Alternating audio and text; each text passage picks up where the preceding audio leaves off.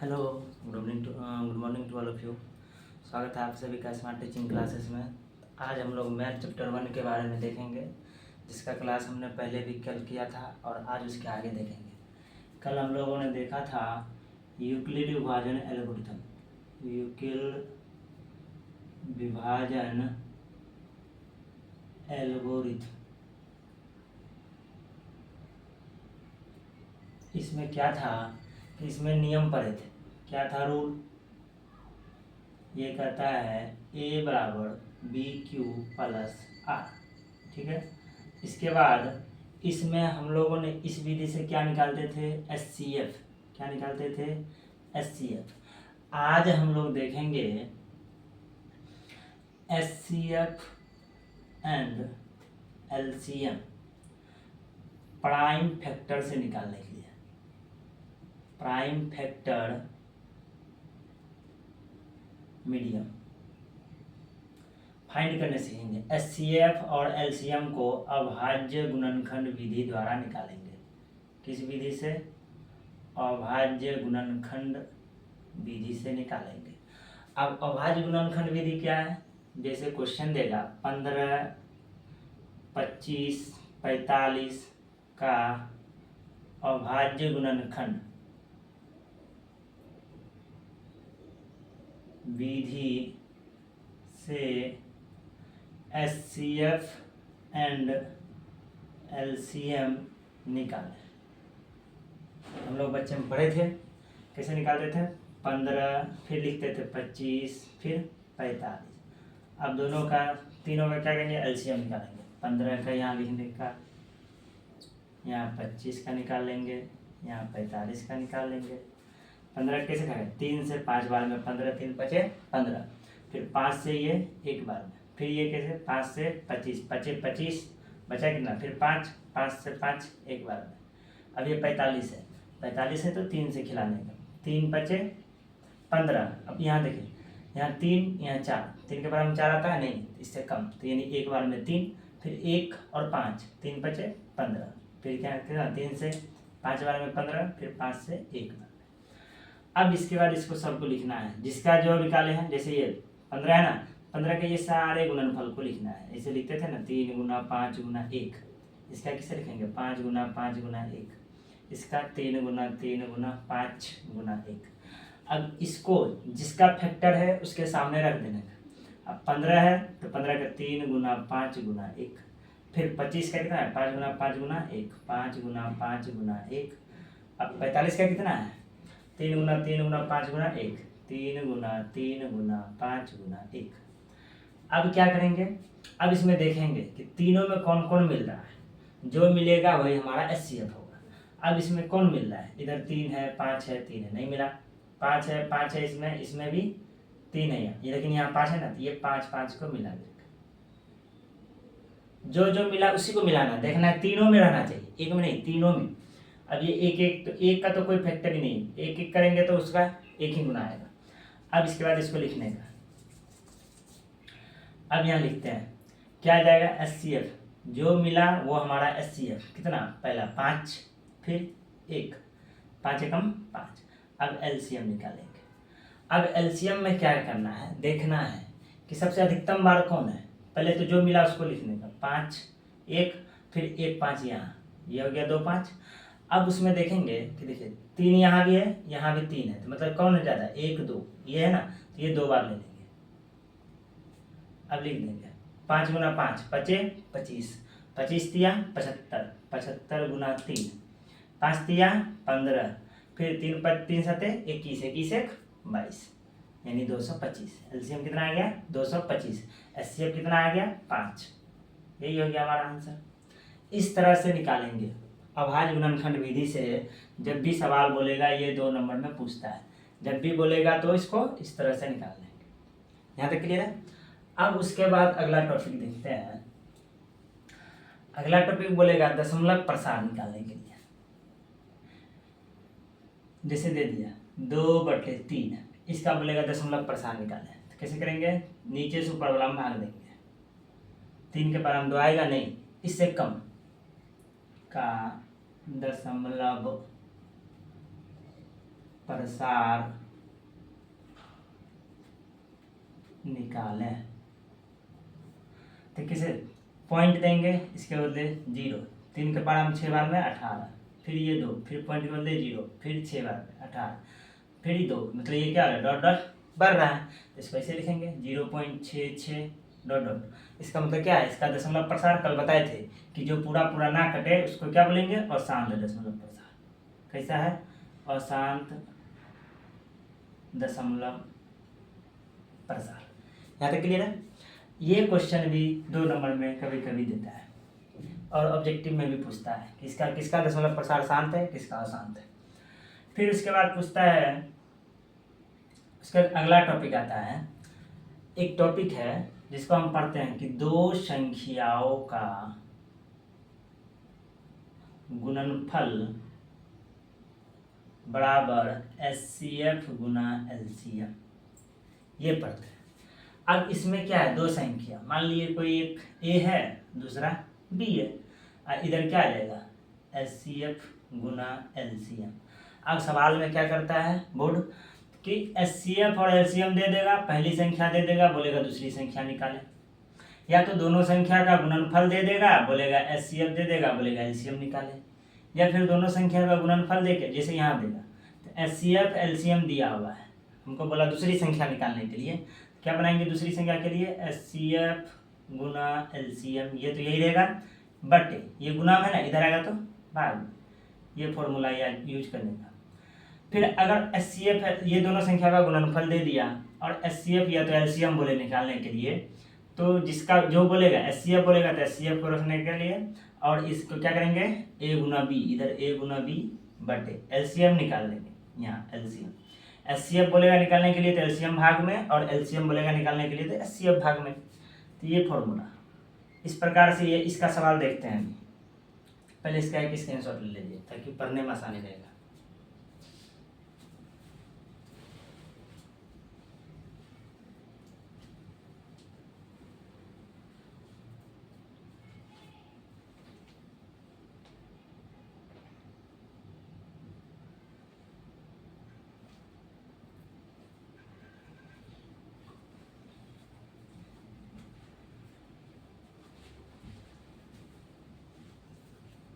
चलिए क्लियर है।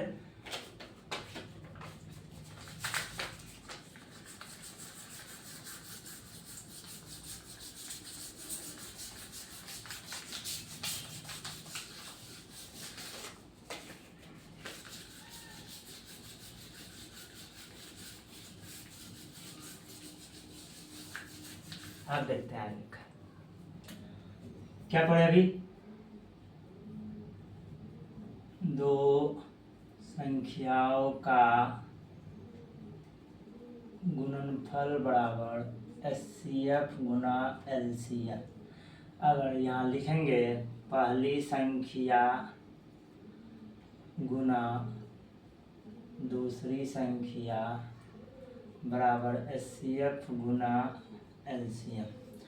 अब यहाँ से अगर बोला हमको दूसरी संख्या निकालने के लिए, तो क्या करेंगे HCF गुना LCM बटे, ये गुना में इधर आएगा तो भाग में, पहली संख्या को भाग में। अगर हमको बोलेगा HCF या LCM निकालने के लिए, तो जिसका बोलेगा निकालने के लिए उसको रखेंगे, और इधर जो गुना में उसको यही रखने के लिए, पहली संख्या गुना दूसरी संख्या बटे में क्या करेंगे, HCF बोलेगा तो HCF इधर रख के LCM भाग में, अगर LCM बोलेगा तो HCF भाग में। ये क्लियर है। अब उसके बाद देखते हैं क्वेश्चन किस प्रकार पूछता है, बोलेगा 2 संख्याओं का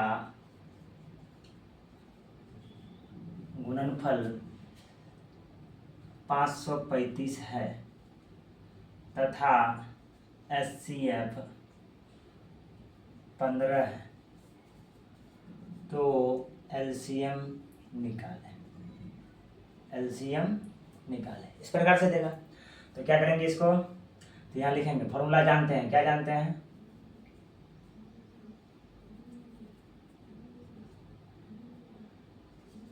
दो संख्याओं का गुणनफल बराबर HCF गुना LCM। अब यहाँ पे दो संख्याओं का गुणनफल कितना है? 535 है, बराबर HCF कितना है? 15 है। LCM दिया हुआ है? नहीं, LCM निकालना है। तो LCM बराबर क्या आ जाएगा? 535। हम जानते हैं गुना में जो रहता है वो भाग में आता है, तो यहाँ भाग में 15। अब इसको काट देंगे तो आंसर आ जाएगा। काटिए, जितना आएगा वो हमारा आंसर हो जाएगा। ठीक है। अब उसके बाद अगला टॉपिक आता है, हाँ, बोलेगा सिद्ध करें। सिद्ध करने के लिए देता है 2 नंबर में, ये भी 2 नंबर में पूछेगा। अब बोलेगा सिद्ध करें कि √2 एक क्या है? अपरिमेय संख्या है। सिद्ध करना है कि √2 एक अपरिमेय संख्या है। अब यहाँ पे √2 की जगह कुछ भी दे देगा, √3, √5, √6, 2 √3, 2 + √3, इस तरह से सवाल देगा तो कुछ नहीं करना है। पहले क्या करेंगे? माना कि √2 एक परिमेय संख्या, एक परिमेय संख्या है। अब परिमेय माने तो मतलब P/Q। P/Q बराबर क्या आ गया? √2। अब क्या करेंगे? दोनों तरफ स्क्वायर करेंगे, दोनों तरफ वर्ग करने पर, तो P/Q का होल स्क्वायर बराबर √2 का होल स्क्वायर। अब यहाँ √2 का स्क्वायर है तो मतलब क्या है? 2 बाहर निकलेगा, यहाँ P/Q का होल स्क्वायर बराबर 2। अब स्क्वायर का अगर इधर लाएंगे तो क्या आ जाएगा? P/Q बराबर √2। स्क्वायर इधर आएगा तो रूट में। अब हम क्या देखें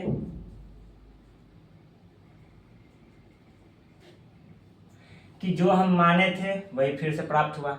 इसका मतलब अतः हमारा मानना गलत है कि √2 एक परिमेय संख्या है, क्योंकि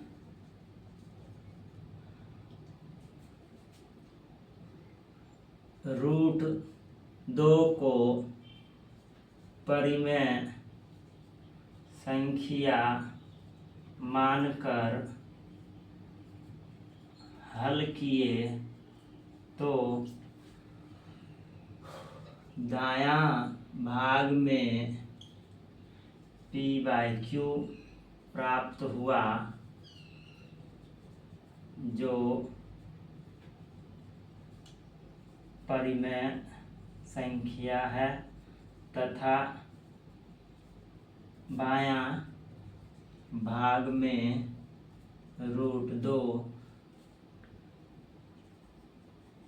प्राप्त हुआ, जो अपरिमेय संख्या है। अपरिमेय संख्या है, और हम जानते हैं कि परिमेय और अपरिमेय संख्या जब मिलता है तो क्या बनता है? अपरिमेय बनता है। तो इसलिए अतः √2 एक अपरिमेय संख्या, अपरिमेय संख्या है। हो गया प्रूव्ड। बस इस तरह से प्रूव करना। अब यहाँ √2 की जगह कुछ भी सवाल में रहेगा, क्वेश्चन में दे देगा √3, 2 + √3, 1/2 + √3, इस तरह से देगा। तो इस तरह से सवाल देगा, या दे देगा 2√2 + 5, इस तरह से देगा।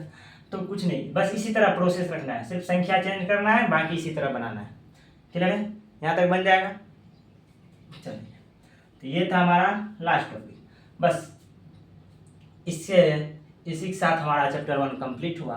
बस इसमें एक टॉपिक बचा हुआ है, जिसमें हम लोग क्या करते हैं? सिद्ध करते हैं। क्या सिद्ध करते हैं? 6m + 6m + 3, 6m + 5, इस प्रकार का सवाल। तो ये वाला टॉपिक नेक्स्ट वीडियो में चैप्टर 2 पढ़ाने से पहले इसको हम कंप्लीट कर लेंगे। उसके बाद ये हमारा चैप्टर कंप्लीट हो गया। अब इससे जितना भी सवाल है एक्सरसाइज में, एक्सरसाइज 1.1, 1.2, 1.3, इस तरह से जो भी सवाल है सबको बनाना है। और जहाँ प्रॉब्लम होगा उसके लिए कमेंट करना है कि ये इस चैप्टर में प्रॉब्लम हो रहा है, तो उसको हम फिर से बताएंगे। क्लियर है? ठीक है, मिलते हैं नेक्स्ट वीडियो के साथ। तब तक के लिए थैंक यू। जय हिंद, जय भारत।